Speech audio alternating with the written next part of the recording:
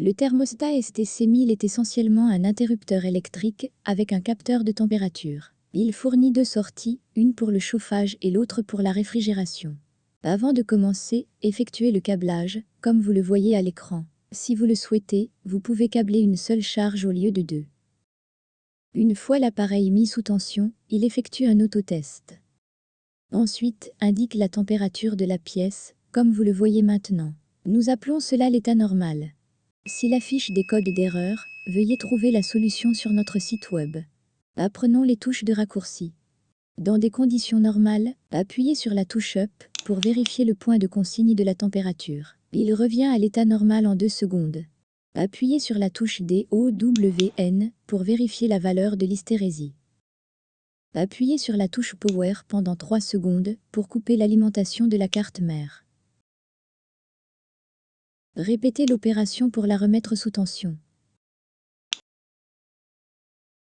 Comment restaurer les paramètres d'usine? Appuyez simultanément sur les touches Up et DOWN pendant 5 secondes. Vous verrez apparaître IE à l'écran et indique ensuite la température ambiante en 2 secondes. La méthode de fonctionnement de base est décrite ci-dessus. Ensuite, apprenons à configurer le thermostat STC1000. La première étape consiste à entrer dans la liste des menus. Appuyez et maintenez la touche 7 pendant 3 secondes. Vous verrez F1 à l'écran et l'indicateur 7 s'allumera. Appuyez sur la touche 7 pour vérifier la valeur existante. Comment la modifier? Maintenez la touche 7 enfoncée, puis appuyez sur la touche fléchée pour modifier la valeur. Le pas de déplacement est de 0,1 degré. Encore une chose, appuyez longuement sur la touche Up pour avancer rapidement, il se déplace de 1 degré par seconde.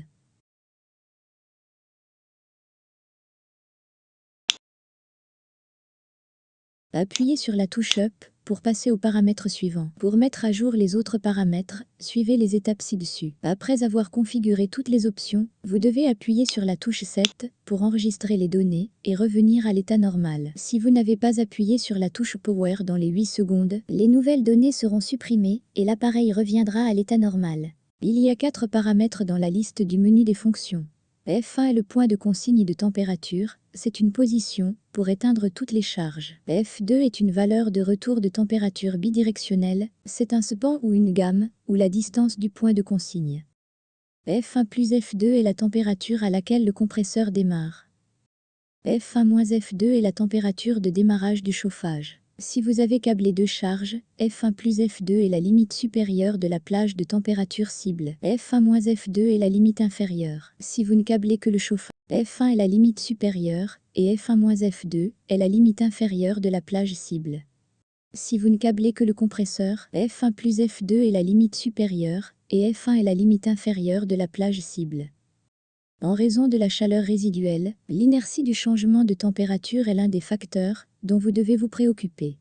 Ainsi, le thermostat STC1000 maintient la plage de température légèrement supérieure à la plage théorique. Peu importe que vous ayez câblé une seule charge ou les deux, le compresseur et le chauffage. F3 est le temps de protection pour retarder le démarrage du compresseur. Parce que si votre compresseur démarre et s'arrête fréquemment dans un court laps de temps, le compresseur sera plus facilement endommagé. F4 est utilisé pour corriger la température mesurée. Ce qui précède concerne le fonctionnement et les réglages. Possédant 2 relais, l'interrupteur intelligent STC1000 est très puissant. Il convient aux aquariums, aux serres et à de nombreuses applications. Cependant, il n'est pas le meilleur choix pour les incubateurs d'œufs car il ne peut pas contrôler la puissance de la charge et la fluctuation de température est trop importante. En remplacement, le contrôleur RC113M est fortement recommandé pour contrôler les incubateurs, parce qu'il peut contrôler la puissance de la charge grâce à l'algorithme PID pour obtenir une augmentation graduelle de la température. En même temps, il apporte moins de chaleur perdue, c'est pourquoi la plage de fluctuation de température est plus petite.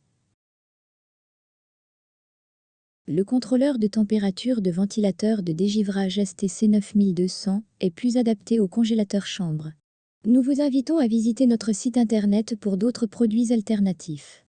Merci.